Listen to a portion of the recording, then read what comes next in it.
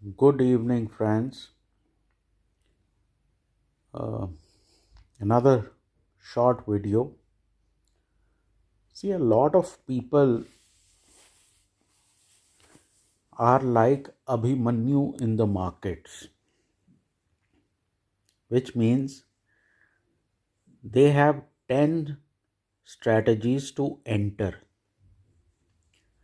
but they don't know where to exit. And at a lot of places, you would have read that you can impose 10 conditions before you entry before you enter a market, but exits are more difficult. Why? Because often either you are too early or too late.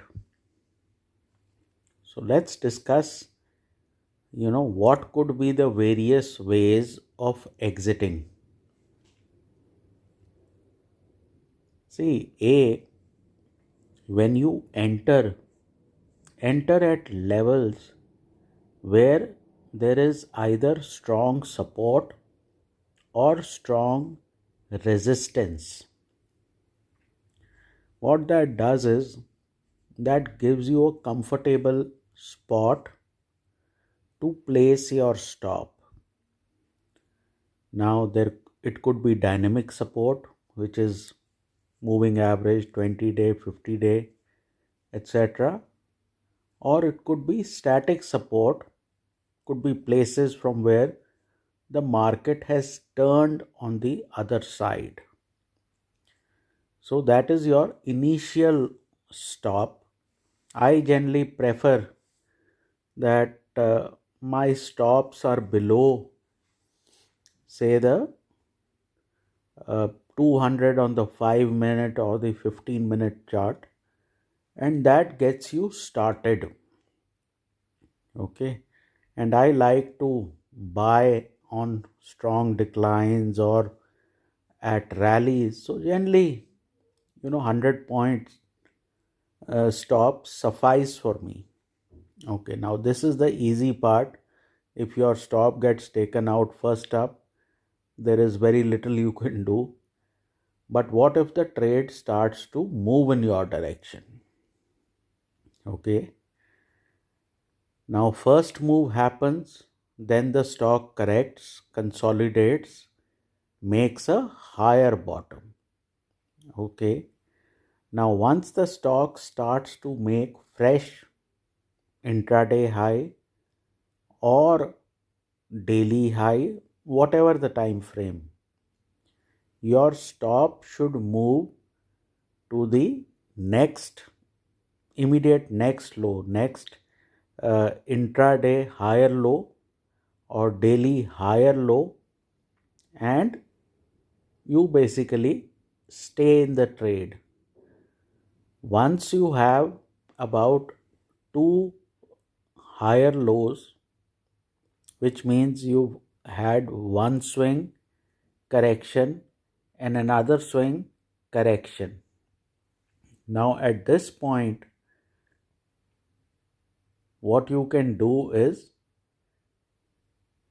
take half your profit off and leave the rest of it in the market, so that if there is more to come in on the upside or the downside, as the case may be, you already have taken one half of your profits and you are allowing the other half to run with a trailing stop below the second low.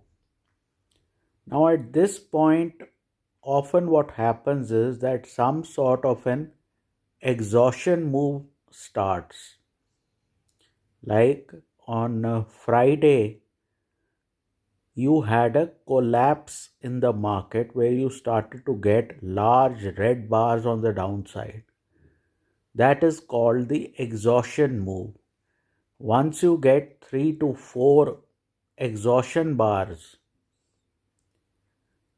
that is the point where you start to take the rest of it off, or if you haven't taken partial profits, those sort of collapses or sharp exhaustion rallies should be used to take all your profits off.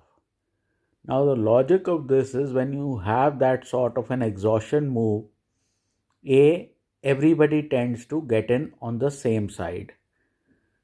B, the stock starts to move away from the averages. So you can say, in some sense, it is becoming overbought or oversold. Now, this same thing can happen on any time frame. The final move is often, the big spiky move where the momentum of the market is so high that all of a sudden you run into a very, very large move. So, depending on your time frame, the final exit should happen once you see this sort of an exhaustion move. Taking partial profits off is always a good idea, and leaving something in so that if you get that exhaustion move, that will not happen all the time, then you have something in the market. Also, incremental entries is also a good idea, which means you enter with half your quantity. Either the stock starts to move the instrument in your direction or it fails. If it fails, you lose with half your quantity, and if it starts to move in your direction, you can add the other half. These are all, money management, risk management strategies that you can incorporate in your current system. There are no exact ways of exit, but this I have found is the most useful way of exit, that when you see a strong momentum push in your direction, that is when you get out. The more important thing is to protect some profit and be in for the last part of the move. So for me, whenever I see those sort of gap ups or gap downs, because sometimes the sharp move will happen on the next day.